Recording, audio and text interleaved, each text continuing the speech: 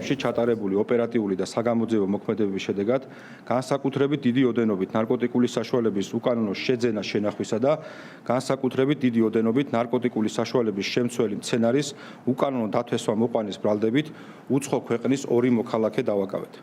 დაკავებული პირების პირადი და საცხოვრებელი სახლების ჩრეკისას ამოღებულია განსაკუთრებით დიდი ოდენობით სხვადასხვა სახის ნარკოტიკული საშუალება.